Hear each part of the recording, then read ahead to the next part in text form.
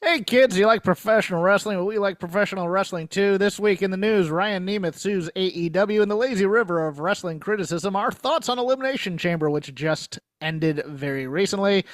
And in Vader Club, Joe Malenko and Tsuyoshi Kikuchi versus the Fantastics from All Japan Pro Wrestling. I am Jeff Hawkins. He is Chris Novembrino.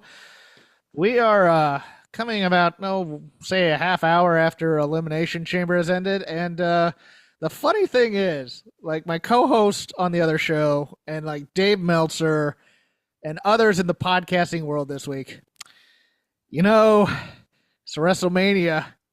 Doesn't feel as hot as other weeks.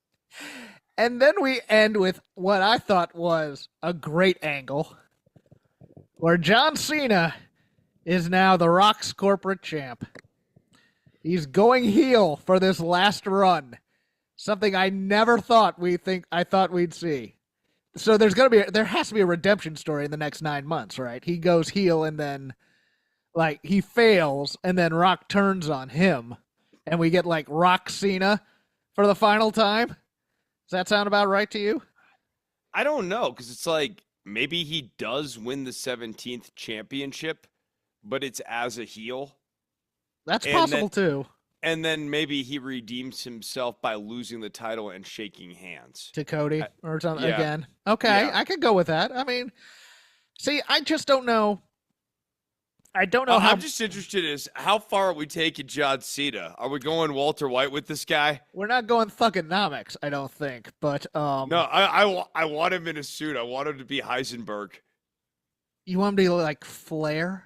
Because that's what he's going for. He's going for the 17, number 17, and I don't know how bad he wants to break Flair's record. Because before he said, "I'm fine with Flair still having the record this whole time." He seems. I'm guessing there's maybe an ambivalence to that now as time elapses. I'm sure WWE. He's not going to say it out loud, but I'm sure WWE is ambivalent to keeping that record as well. Well, I know that, yeah. Well, I'm sure WWE wants to take that little piece of sirloin off of other companies' plates and now put it in theirs and say, okay, our guy is the guy who held the title the most, as opposed to Flair, where it's kind of an amalgam of different companies and really kind of tells the history of wrestling in some ways, between the NWA and WWE and WCW and whatnot. But right. I kind of enjoyed that entire pay-per-view. I thought there were a couple things that were a bit hinky, but overall, I mean, that was a fun watch for me. And I thought especially the women's Elimination Chamber was quite good. Okay, like if you are just tuning in for WrestleMania season and this was your on-ramp, one of the best on-ramps they've had in years. Yeah. Elimination Chamber has had the propensity to be ho-hum, and changing the format for the men's chamber to be the determiner of who is facing Cody ipso facto, who is in the world title main event, is something that freshens up Elimination Chamber and makes it a more relevant pay-per-view. You might have felt like Jey Uso winning the Rumble was a little bit of a letdown, but he benefits from being a Rumble winner. And then Elimination Chamber benefited from being the actual determiner of who's really the number one contender for the main belt.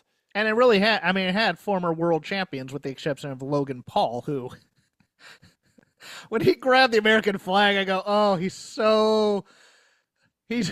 such a flawed hero, but he's the hero we need right now. Because those boos were fantastic, and I loved every minute of it. Yeah, I get that. I overall, though, it's one of those things because Elimination Chamber is also one of my least, or it used to be at least, one of my least favorite gimmick matches because now they've safened it up for people, and I say this every year. Because I remember watching those first Elimination Chambers. Oh, the outside of the ring. Where you had the grates on the outside and would tear up your back every time you fell on it or whatever. And I still remember that as I watch these matches. And it's not like, God bless her. I will no longer put conditions on this. Liv Morgan is a hell of a wrestler. Not saying she's a great wrestler. Like, I'm not saying All Japan Women early '90s. No, she's a hell of a storyteller, though. Oh, she had a great night. I thought in that thing. I mean, yeah, she to the point where I want her to have her Mania match next year. I think if she keeps this up, she deserves it. I think the story coming out of the women's elimination chamber, the Jade Naomi spot, I loved, but I still think there's some story to be told there. I think Bianca did it still. No, what was terrible was I watched a little bit of the post-show presser with Bianca, and they did not give her good direction Oh, at really? all. What did they do? Yeah, or she just seemed real confused. Or to your point, this really is a double cross, and she did it, and then that press conference makes all the sense in the world. It feels like this is that turning Bianca is a way to get her not cheered against Rhea. That's true, And I right? think and I think there's gonna be a lot of screaming within social commentary Twitter about turning Bianca heel against Rhea.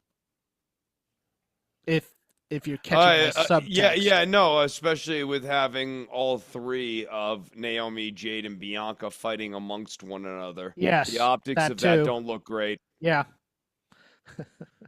especially on March 1st. Um Yeah, but overall, I mean that women's match. I also thought Becky was going to come out. I did. I thought they were taking out Naomi so that Becky Lynch could come in and win it all. But I'm kind of happy they didn't. I thought Bailey had a decent night. I thought everybody. I mean, Roxanne Perez. It's so weird watching her and Alexa because they're both so tiny, and boy, those two and Liv catching Bianca jumping off that pod. I was like, good God, that's some physicality. That's like watching Tiffany do the moonsault last year off the top of the pod. But what were your thoughts on the women's match? I thought, in particular, Liv and Bianca were excellent with one another. Yeah, Those two really had a nice breakout level up moment for me where I was watching the show and I was thinking, man, I'm watching an Elimination Chamber match with Liv Morgan and Bianca Belair, and they're actually really carrying this. yes, And the company is trusting these two to carry the story. And that felt like a breakthrough moment for both of them. They've had lots of nice moments along the way here. Both of them, of course, have been champions. Both of them have had like their little mania moments and that sort of thing. But this was them carrying the middle of the show and being trusted to be the anchor of a match. You know what I mean? yeah. I would push back a little bit on Bianca because I think her coming out was the Sasha match at Mania that one year. I think this was Liv's real. I can carry this as the heel and do the storytelling with the faces within there. When's the last time Bianca's kind of been That's true. She's been on during the it? shelf Yeah, for a bit. it's been a minute though, right? Yeah, It's been a minute. And yes, she did, but that was okay. She had to do that with Sasha though, right? Like, yeah. yeah, she's doing that with Sasha. This is Bianca and Liv. Who's the better of the two of them? Not entirely clear, but they're both good enough Hmm. that they can carry the moment. And I think that's a real compliment on both of them. Yeah, I would agree. I thought Alexa did good character work, but I just I, I hate this Harley gimmick. I Quinn, like this her. Harley Quinn derivative crap is boring. It's Yeah. like every every third female wrestler these days does some variant of Harley Quinn, and I'm over it. Kind of like when AEW had three people with Joker gimmicks. Yes, yes, right. We need new characters, people. There's more characters in DC than just the Joker and Harley Quinn. Somebody do a Captain Cold gimmick, for God's sakes. The tag match was next with Trish and Tiffany Stratton against Nia Jackson, Candice LeRae. Candice ever the professional. I'm so happy she's at least surviving on the main roster, given that she was kind of brought up with nothing, and she was kind of put into this. And I said, I want to talk Nia Trish real quick here because Okay. this is the roughest patch of the match here for me, and I think Nia needs to tell Trish, lay it in and make it look believable. Because if you don't at least throw some hip into those kicks and throw a little bit of heft into Yeah. those forearms, the offense against me is not going to look like it registers. When Trish was trying to do her kicks and punches on Nia, she was holding back and playing Yes. it safe Yes. in a way that Austin would have pulled her aside and been like, work snug. And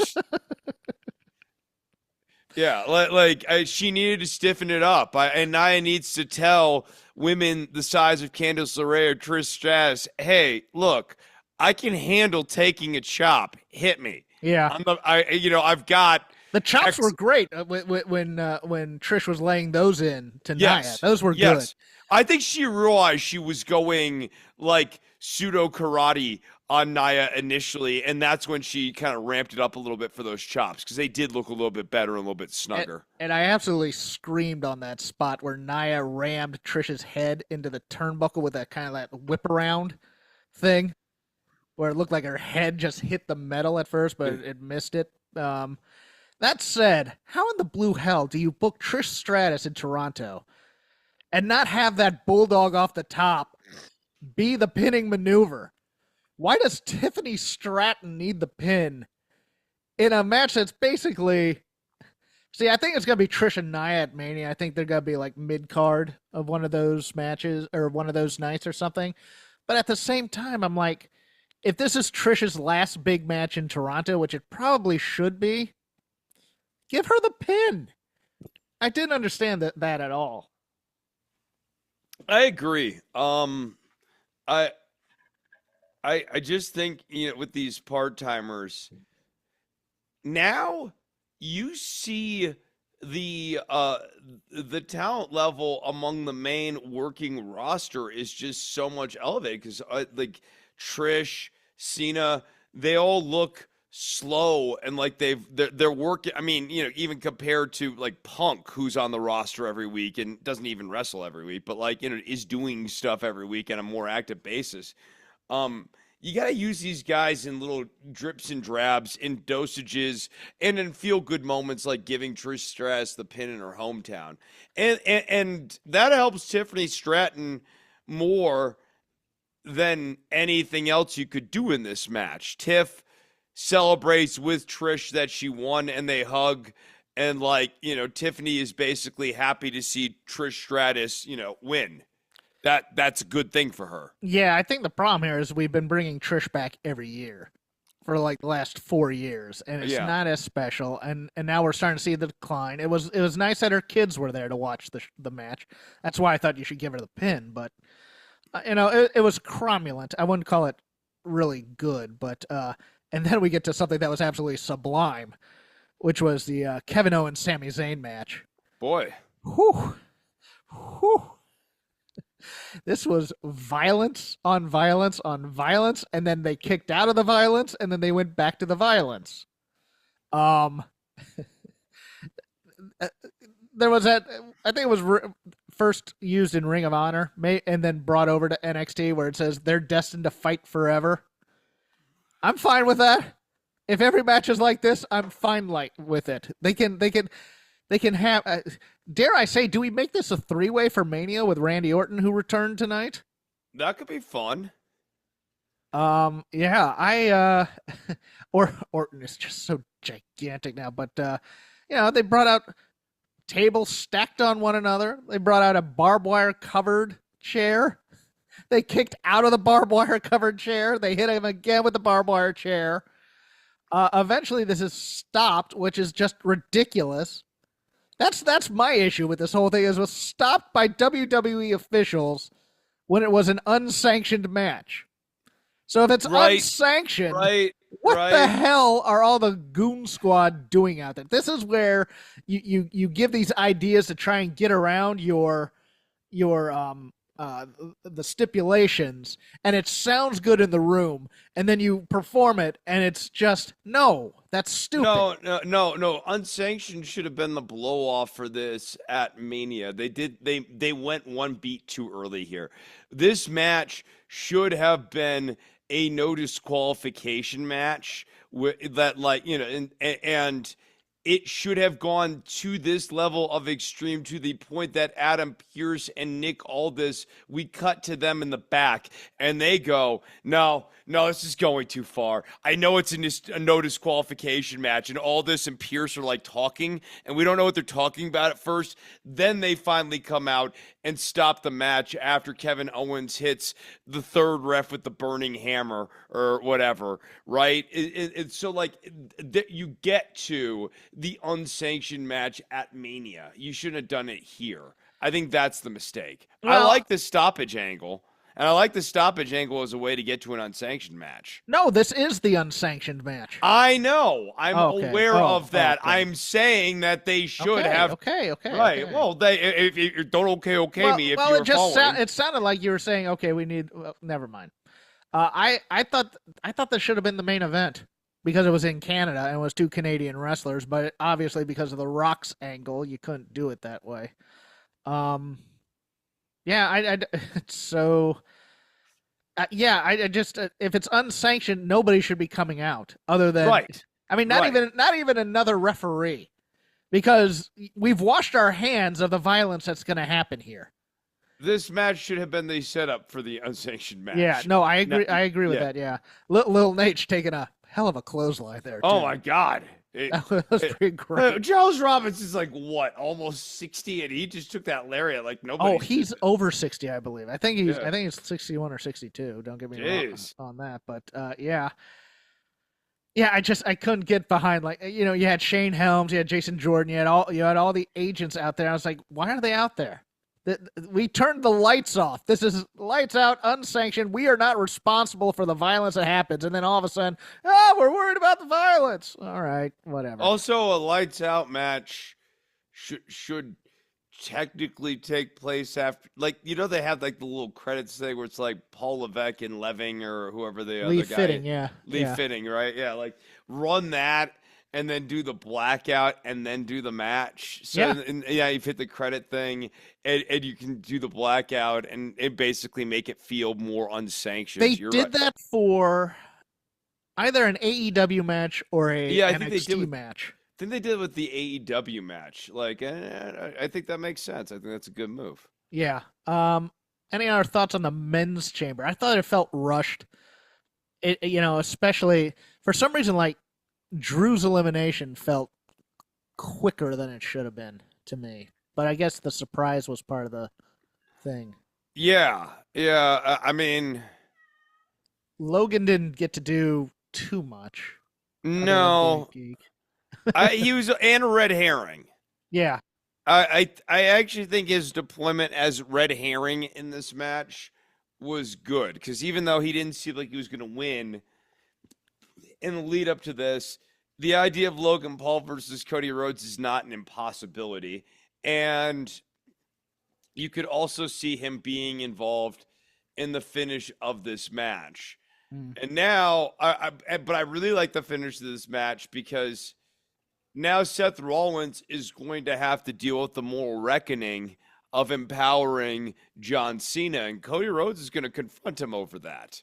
That's true. I had forgotten. Yeah, I didn't realize. Yeah, it brings into clarity that it's Punk and Seth at Mania. Yes. But at the same time, it's like Cody going to Seth and going, "Well, if you hadn't done that to Punk, we wouldn't be in this mess right now." And I mean, similarly, Jey Uso and Jimmy Uso are also going to have complicated feelings about the final boss aligning himself with John Cena, and not necessarily thrilled about Seth Rollins. I really like this finish between Rollins, Punk, and Cena. It was really good, because there are lots of storyline implications for all three of them. And one thing that WWE has been doing such a great job of in the wake of Vince McMahon leaving has been building a sustaining universe where events happen and the events have implications that ripple, Like every event is like a rock being tossed into a pond with ripples that stretch out, rather than on AEW television where stuff just happens from week to week. And then the angle happens. Cody coming out, shakes Cena's hand. Cena's acting career has helped him so much because he sold this so well.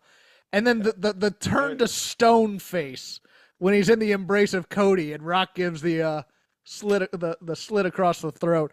I also was not expecting the Cody F-bomb drop. I thought that was effective use of the main event swear word. I agree. In a way that I was not. I was like, wow.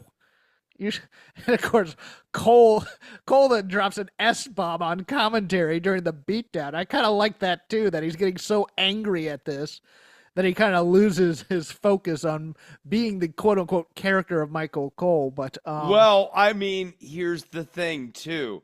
John Cena played him. And they did a really nice job on this because Michael Cole was going to Cena's defense about the post-Royal Rumble press conference where he said that he just deserved to be in the Elimination Chamber, and he didn't stay neutral. Yes. Cole chose to go partisan and actually defend John Cena and be like, John Cena did deserve this. He's a great man. Blah, blah, blah, blah, blah, blah, blah. Yeah, he went after his skis in terms of... Yeah. He went out on a limb for John Cena, and John Cena broke the branch on him. So I like the idea of Cole feeling that betrayal, too. Well, what's great then, and this is what I brought up to you on the pre-show, is on SmackDown during that promo, Drew McIntyre was talking about, you know what, John, you always knew how to play politics when I was a young kid, and that's why I was so scared of you. I was scared of you because and now I'm no longer scared of you. But basically, Drew came out and basically told you what John Cena was, and he is still the asshole with a point, which he plays this to a T. Because he's never quite a heel and he's never quite a babyface. He's just a guy that's been screwed over and over and over again. Yeah, he's out of control of his emotions, but like part of the reason he's out of control of his emotions is because he keeps getting screwed and he does kind of see things clearly. Yeah. And there's a bit of the madness of the person who sees things clearly but nobody else does going on with Drew McIntyre. Yeah, it's like he's a conspiracy theorist, but he's right, and he can't get anybody to see his point of view. It's like, can't you see? The bloodline has done this to all of us, and we can't, that kind of thing. And everybody's like, no, it's because you're a jerk, Drew. No, he is like the Frank Grimes of WWE. Yes. Oh, you brought that up before, I think. I need that as his gimmick is. Can't you see? Seth Rollins has terrible taste in fashion. He dresses like an asshole because he is an asshole. Yes, exactly. And his wife probably dresses him because she's an asshole. And now look at the man. He did stuff because he's a self-obsessed asshole. Like if he can't get over himself, which you could tell because of the way he dresses. And to my point, he's an asshole. Elton John thinks he's being too flamboyant. All right? Come on.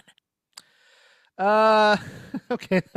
That'll wrap up Elimination Chamber. We'll have other stuff in the lazy river, but a few news bits and bites.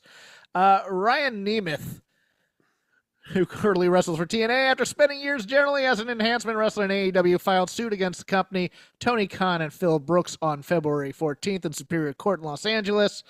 Nemeth, 40, is suing on grounds of assault, breach of contract, breach of implied covenant of good faith and fair dealing, and international interference with prospective advantage.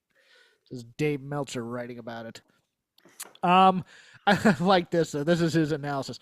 I think the key here is that in following this story from the start, Nemeth was wronged in the sense that he ran afoul of Brooks, leading to a confrontation between the two. That is true. Because he was not a star, he wasn't booked for months after, and then when finally, due to pressure from friends that his not being booked was unfair, and he was booked for a Collision taping, Punk saw him before the show, and then he got a message from producer Pat Buck to not go to the building. Those are all true.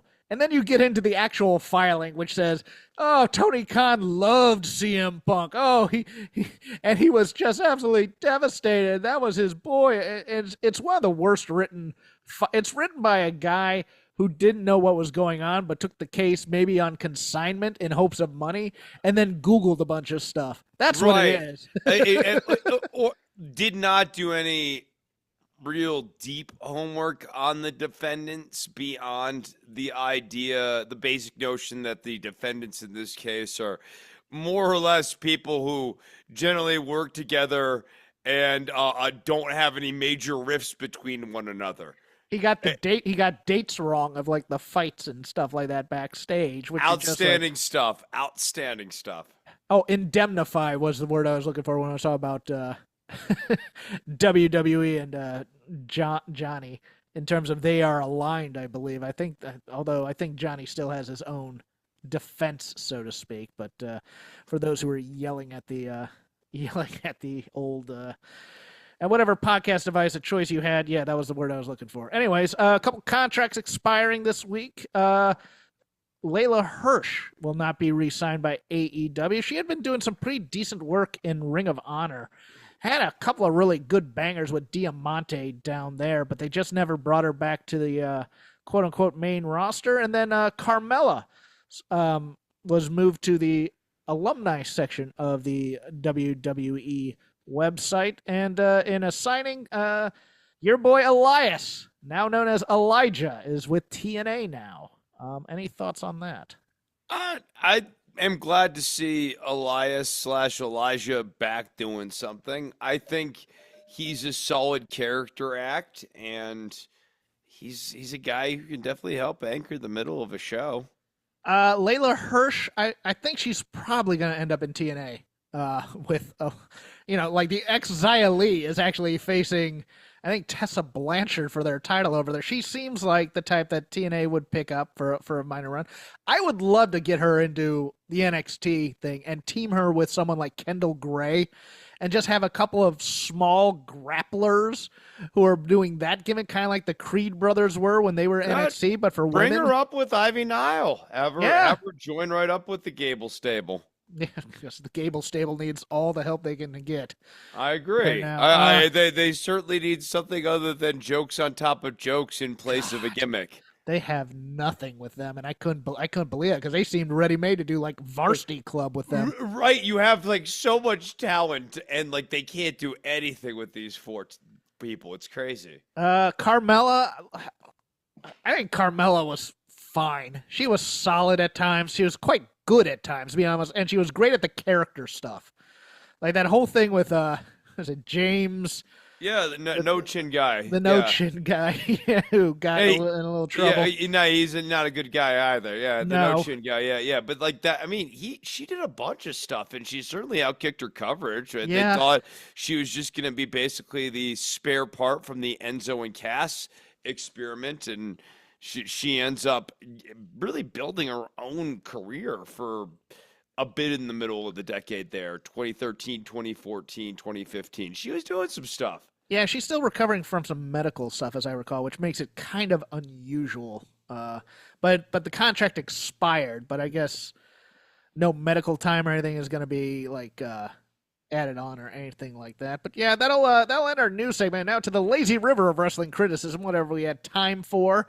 Where we got to, and I thought basically all we have left at this point is Dynamite, right? Well, NXT, if you wanted to do that. I mean, all the shows were kind of solid this week. I thought, because I'll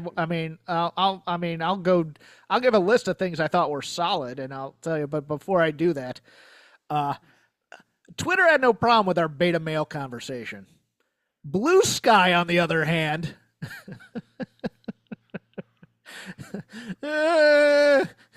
Hey, you know what an alpha male is. Wait. I mean, because I can look at things like yes.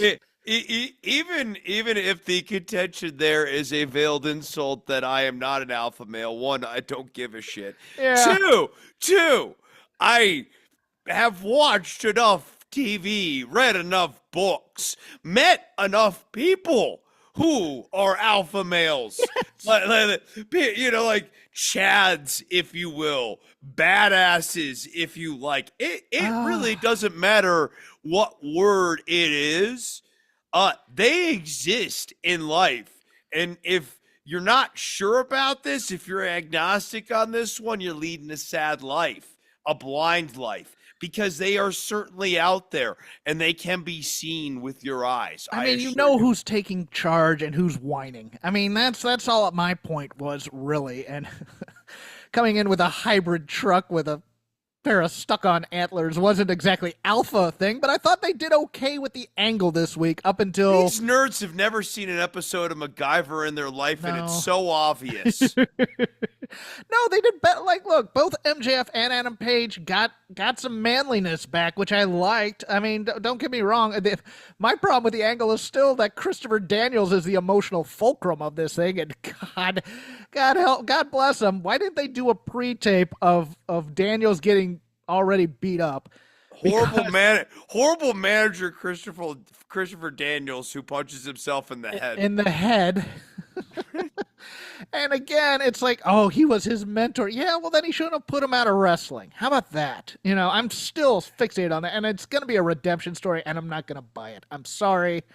That's just my opinion. You guys can disagree. Just don't get nasty with me on social media. That's all I ask. I mean, it's an opinion. Ignore it if you don't like it. Good. Boy, is it telling, though, what it's like. I don't have a quote with the timestamp, but I certainly have an invective or a diagnosis about your masculinity or your mental sanity in the DSM-5.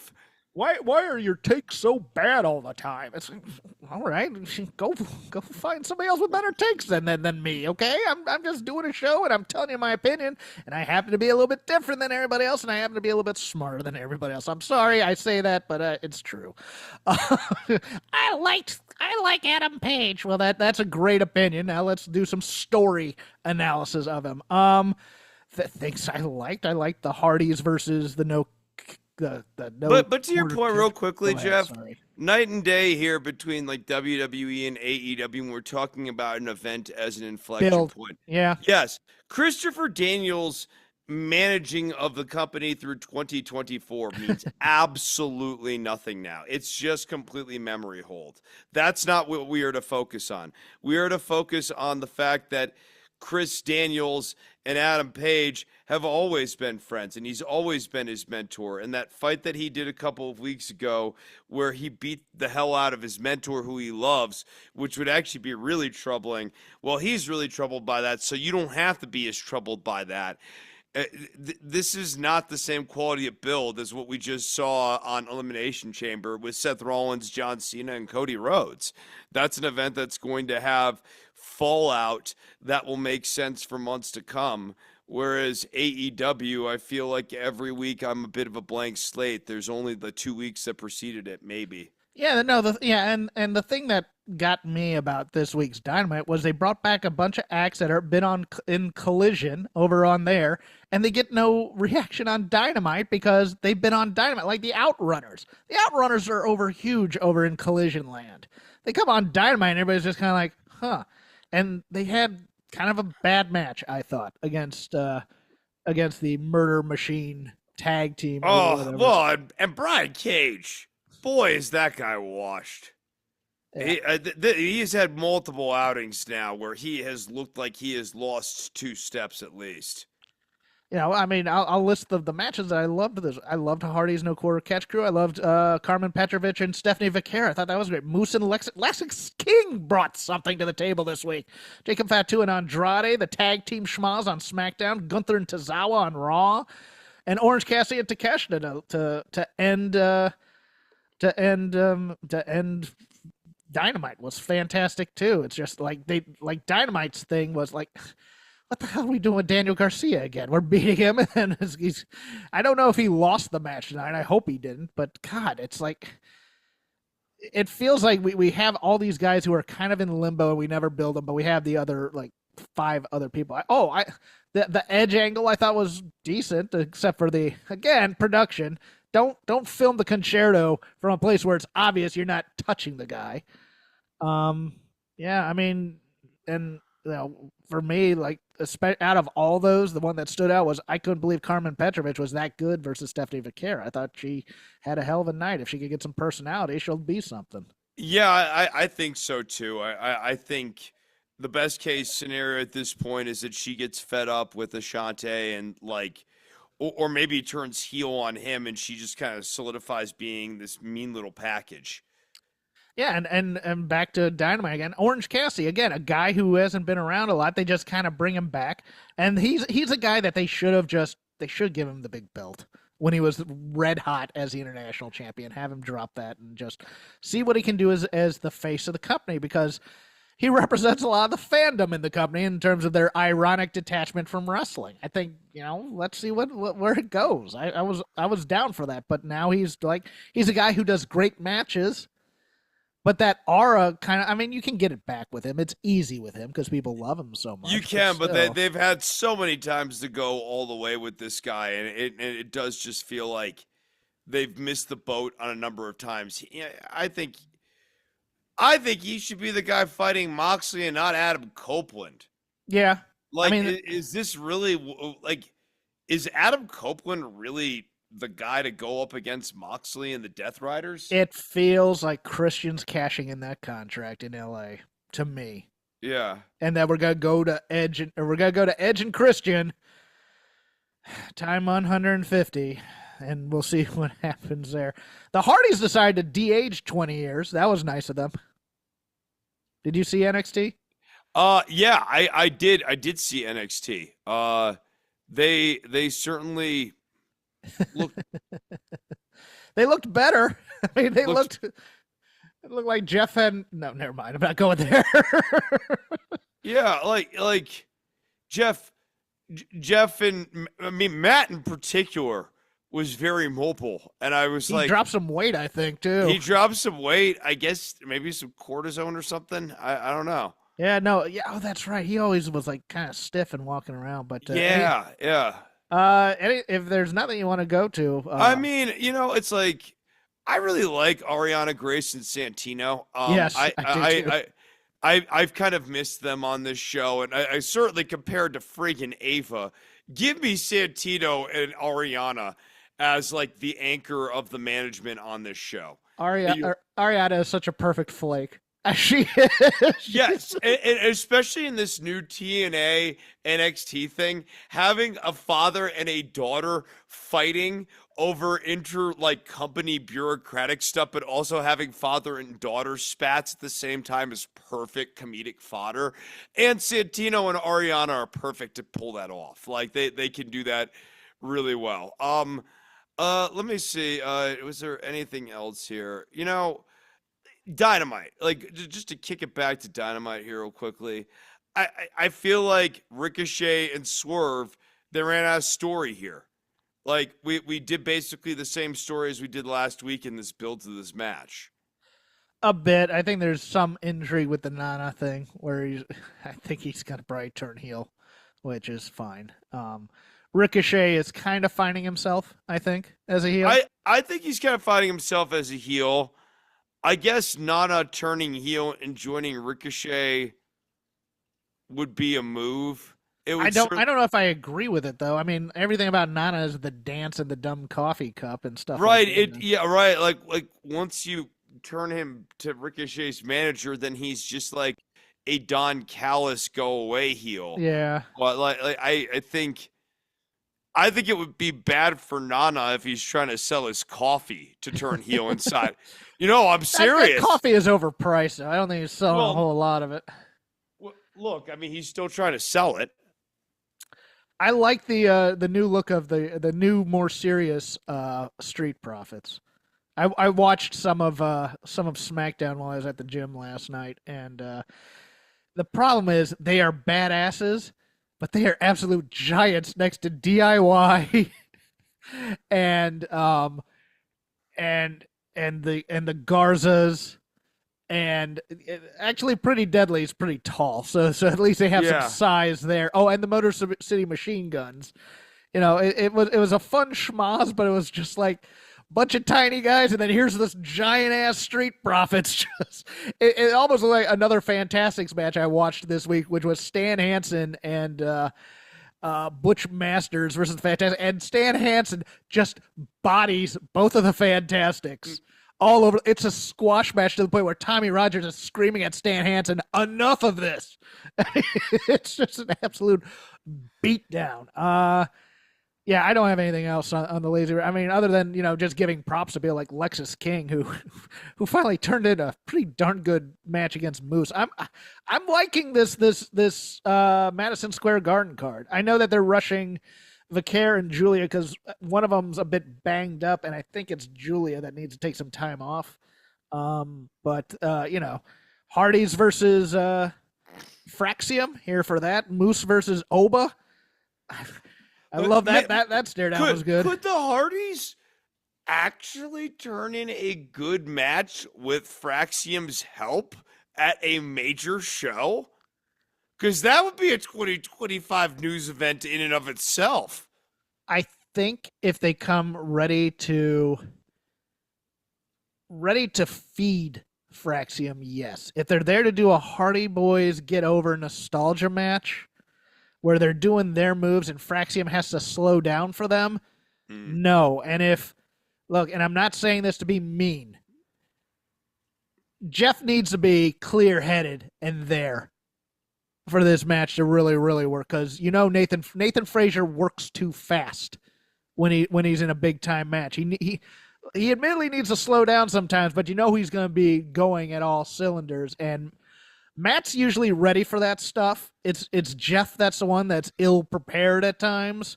Yeah, but I'm ready for Jeff Hardy to finally get a taste of his own medicine of being the human body bag that has to just take the potato. I hadn't thought about that, but you're actually right. Yeah, you get to be the beanbag today, Jeff. We can book him against Lady Frost, I guess, because Lady Frost sometimes just bodies people with those gymnastics, and I love Lady Frost, but if you're working her, good luck, man. Let's go to Vader Club. Joe Malenko and Tsuyoshi Kikuchi versus the Fantastics. I don't know if I butchered that last name or not, but Joe Malenko, I believe the older of the two Malenko brothers. There are some matches there. The Fantastics was something I was watching this week, and I have a compilation of them in Japan, and they have some very interesting matches when they did excursions in Japan, one of which was against the British Bulldogs. I almost picked that one, and then I went into Hanson and Gordy versus the Bulldogs, which was also hell of a banger. That was towards the end of Dynamite Kid being Dynamite Kid. But the Fantastics kind of live in that space in wrestling history where they are the Alan Trammell to the Rock and Roll Express's Cal Ripken Jr. A great team that's slightly overshadowed by a more famous team, and both are very, very good, and both had great matches against the Midnight Express. I prefer the Fantastics matches against the Midnight Express rather than the Rock and Roll. I think the Rock and Roll Express do better against guys like the Andersons and stuff like that. But this was fun because the Fantastics work a little heel here, especially after Kikuchi slips off the ropes to do that, to do his springboard, and they cover with it. And the other reason I really, really liked this match is it goes to a complaint that I've been having about wrestling in general, in that these guys never did the whole, oh my God, he kicked out of a move, that kind of melodrama. Every kick out, it's all right, let's keep working at it. They were constantly working for the pin here at a high clip. And boy, Tommy Rogers, that dude is just absolutely fantastic. Has crisp drop kicks. I remember seeing him at the end of his career in ECW, just basically doing jobs for guys, and it was kind of sad. He teamed with Jerry Lynn for a short time, but you could just kind of see his heart wasn't in it. But the Fantastics, I mean, this is a match that's great, and it's a different side of the Fantastics. The matches to watch from them, if you've never seen them, Chris and I believe, watched one of them. It was the one against Arn and Tully in Crockett Cup, I believe, 87. or 86. I can't remember which year it was. It was one of those two. They have a great bloody brawl against the sheep herders, who are one of their better opponents. Fantastics versus Midnight Express, especially from Clash of the Champions 1. Joe and Dean Malenko have some sneaky great matches too, especially in the All Japan thing. I think the Malenko brothers only really they appeared once at ECW, and they appeared once for one of those WCW, not the international tournament, but another tournament where they brought in a bunch of teams that weren't working under contract at the time. I like Joe Malenko a lot. He's not his brother, but he's still quite good. Any thoughts? And Kikuchi is just a mad. There are compilations of the Madman Kikuchi online. You can go watch those. I enjoy this. Is one of my first Kikuchi matches. This is mine first too, I believe. Yeah, and he's a hoot. I like Joe Malenko too. Yeah. I think Joe Malenko is different from Dean Bigger. I also like Joe Malenko's combination of like wrestling and kicking. It's yes, his kicks are legit, and the wrestling and kicking like shooter thing is a different style that I actually struggle to kind of come up with a comparison to. And this Fantastics was the kind of thing we talked about before, where you're still high flying, but you're trying to hurt people as a heel, kind of a thing. Yeah. But Joe ahead. Malenko's, I mean, like I'm watching this sequence right now. His Russian leg sweep looks excellent. He does a bunch of stuff really well. Yeah, he does. And there's a couple of matches. I think like the Malenkos versus there's a Malenkos British Bulldogs one that's really really good. Back when the Bulldogs did that run in I think 89 and 90, right after they had left the WWF. Oh, there's the spot where they cover for Kikuchi when he slips off the ropes there. Yeah. I forget you watch these as we're. Oh yeah, I watch them as you're talking about them. I watch my own as we're talking about them. It helps me think like what I like about this match or the work or whatever, because it's not like. Unlike the rest of the show, right? It's not like I can actually have every single match on as we were sort of meandering between them. That would be like impossible to do in real time. I think it's also one of those things where the Fantastics became outdated around 89 or 90, maybe 91. The Fultons were the Fantastics in Smoky Mountain. So if you see those matches, Jackie Fulton is no Bobby Fulton, but they're doing the beefcake fabulous ones, with the Fargo strut, the women are screaming and stuff like this. But the other thing that really this crowd gets into this match. Like, I mean, they are cheering, and especially when they do the, I think it's elbow drop and then a rocket launcher, or elbow drop and then a splash from the top or whatever. And the Fantastics are just constantly going in and out and doing moves, and their working boots are on during this show. You can find this on YouTube. I also put it on the Shake Them Ropes X feed and also in our Discord channel. You know what their mistake was in the 90s as like wrestling trends and interests changed, and also the types of characters we like changed. These guys should have went heel. Like these two like should have revamped their gimmick, because they were still athletic enough to do all these cool power moves and everything.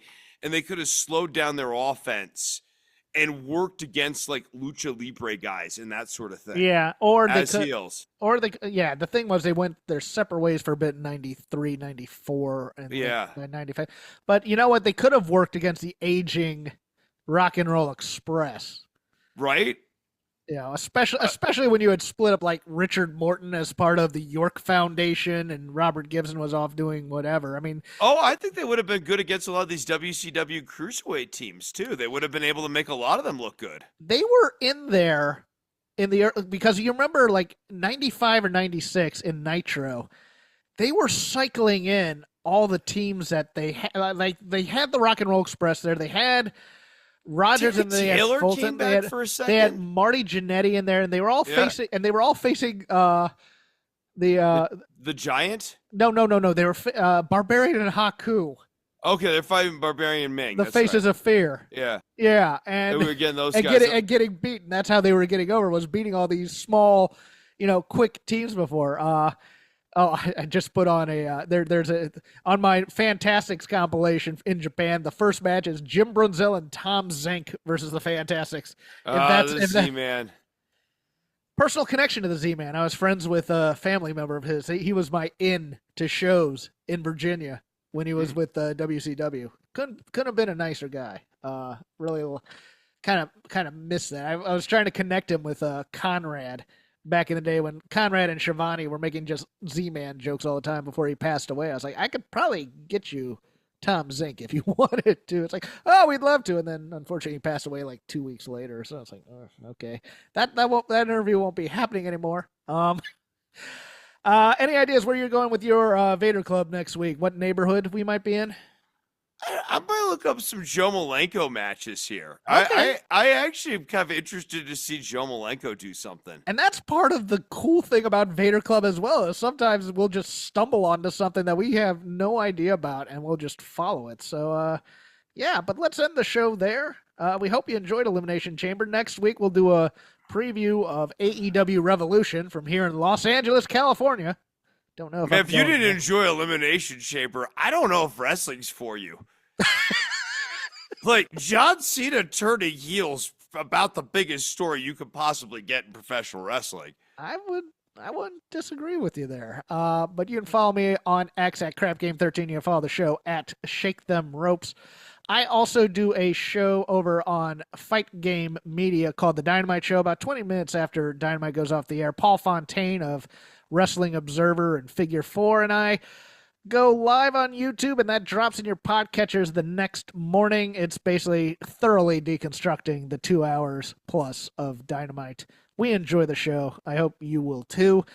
Chris also has some plugs. He's going to tell them to you now. Yeah, if you want music lessons, please go and follow me on Instagram, instagram.com/DOCTOR_NOV. Check out my music. It is Chris Novembrino on on Spotify. I actually am working on stuff, so things might be. I know Who Wants to Ride a Bike is getting mixed down right now, and it will be out in like a final mixed and mastered form beyond what's on Instagram.